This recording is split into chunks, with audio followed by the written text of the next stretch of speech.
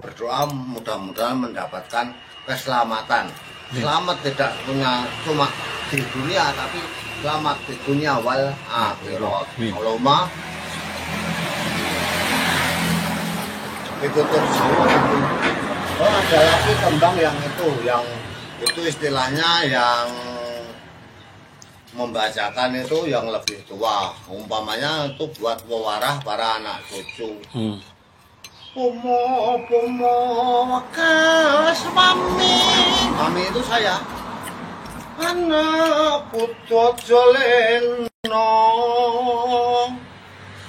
Ojo bicar marang tendlo. Kapra wiran ben kahesti. Kosunen saliran iro. Sekadar lawan kuling. Itu kurang lebih kalau nggak salah tembang Gambuh Surabaya. Nanti itu bekas yang para kakek-kakek buat cucu dan buat anak itu ngasih istilahnya nasihat. Orang itu jangan cuman itu demen tidur, demen makan enak, makanya berprihatinlah, cegah dahar lawan mare. Kita turun melaksanakan bermacam-macam puasa sunat dan puasa wajib dan sunat. Terus kita daripada tidur lebih baik kita melakukan hal-hal yang positif, umumnya di restoran siapa nunggalane. Makanya ngonten gitu ya. Itu zaman kuno itu. Saya menemukan itu pada waktu itu saya SD masih tahun 80-an. Waktu itu guru SD oleh Bapak Parji Wardoyo Sumarto. Beliau almarhum itu kejawaannya juga benar-benar. Pak, siapa? Kaji Wasito? Parji Wardoyo Sumarto. Itu ini Pak D-nya Pak Duko Ngambus. Pak Duko Dalam Musi. Pak D-nya. Mang tutup apa? Tutup terakhir apa? Mang pengok betul. Bayu Sumur. Pak Jiwardoyo Sumarto. Terus dilanjutkan lagi sama Pak Sadio. Pak Sadio itu dulu wakil kepala sekolah, dia ahli bidang matematika waktu saya pas SD. Beliau almarhum itu tinggalnya di daerah Bandengan, Sakulon, Jembatan Progo itu. Belum lama, belum ada 3 tahun beliau meninggal dunia. Oh, dilanjutkan lagi sama Pak Wijino. Pak Wijino itu udah pensiun, udah purna tugas guru SD. Itu beliau bisa main gamelan. Dia kalau saya pas tanggapan itu beliau sering pegang gender. Nah itu ngiringin saya pegang gender beliau. Terus dia itu lenggahnya di Geleges Kretek. Bantul. Bantul gitu. Sebelah utara jembatan mau ke Parangtritis itu daerah situ ada kampung namanya Geleges. Geleges. Ya. Banyak seniman-seniman yang kenal sama saya meskipun Termasuk sampean termasuk seniman. Seniman otodidak. Otodidak seniman otodidak. Apakura. Apakura itu ada bakat tapi kurang ragat, Pak. Apakura ada bakat. Mudah-mudahan ada yang angkat saya dan saya jadi seniman gede. Saya itu kalau pentas itu, Pak, meskipun dana cuma dikit, yang penting bisa mentas, bisa nyenangke orang itu saya itu demen. Mentas apa wayang? Wayang tingklung. Wayang kulit bisa. Oh, bisa pakai instrumen gamelan bisa. Makanya kalau nggak percaya panjenengan sami, saya minta buka YouTube Ki Jayeng Hadi Sutoyo, pasti ada yang pakai instrumen gamelan, ada yang tingklung. Kita itu melaksanakan itu tinggal tergantung dana, Pak. Kalau dananya mencukupi ya pakai gamelan, Pak. Kalau enggak, kalau dananya kecil ya tingklung. Tingklung itu tanpa gamelan, ya. Tanpa karawitan, apa? Tanpa waranggono. Jadi gamelannya pakai mulut. Itu lebih menarik sebenarnya, lebih seru ya. Itu saya belajar wayang itu dari kecil. Makanya itu tadi ada apa kurang, ada bakat kurang ragat. Tapi udah diakui sama ISI Yogyakarta loh Pak saya. Ya. ISI itu apa? Institut Seni Indonesia. Sudah diakui. Oh, diakui. ISI Yogyakarta mengakui. Diakui sebagai seniman dan pelestari budaya, termasuk pelestari wayang. Terus saya kemarin pas bulan Agustus tahun 2024 kemarin juga dapat sertifikat Pak dari Pak FKJ Pak, Festival Kesenian Yogyakarta. Yang diadakan di Kapanewon Imogiri. Kemarin pas pentas dalang 25 dalang saya suka pegang goro-goro Pak saya waktu malam Sabtunya. Seru ya.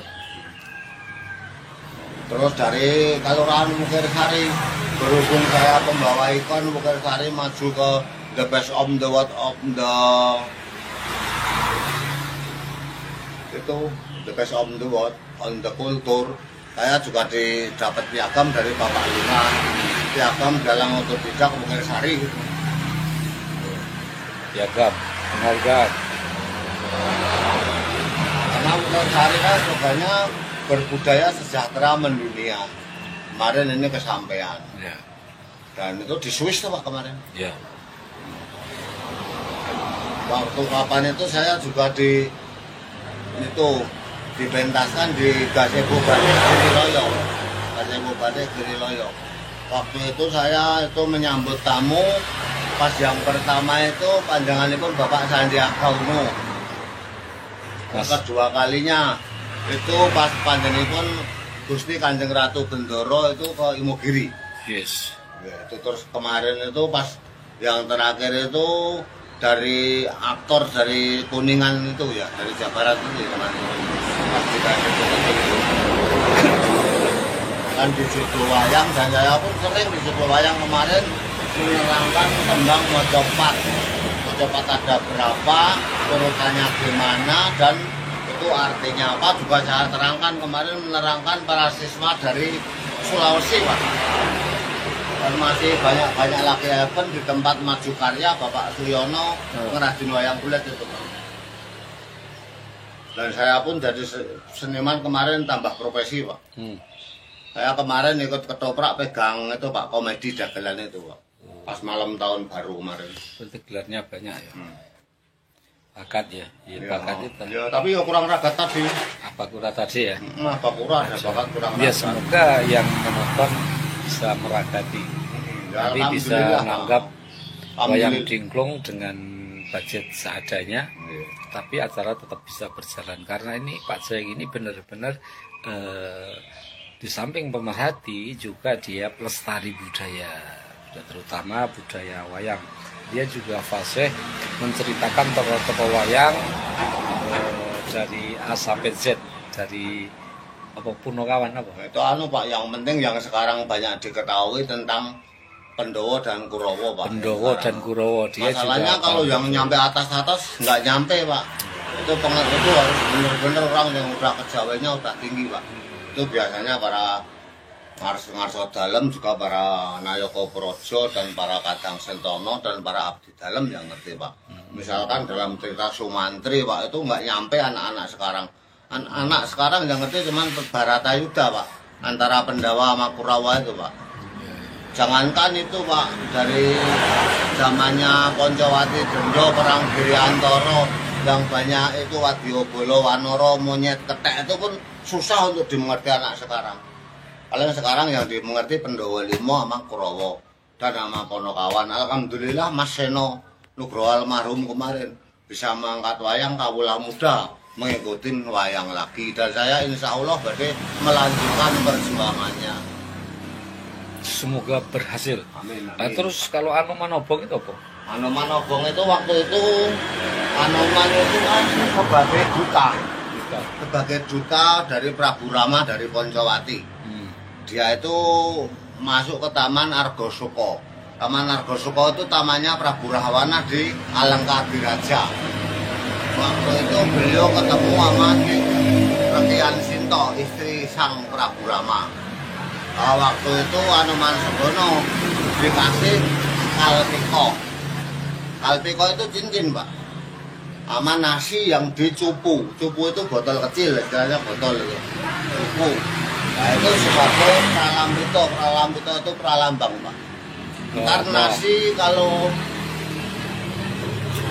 nyampe Poncowati itu masih hangat, berarti Rekian Sinto itu masih suci, belum pernah disentuh oleh Prabu Rama, oleh Prabu Rahwana.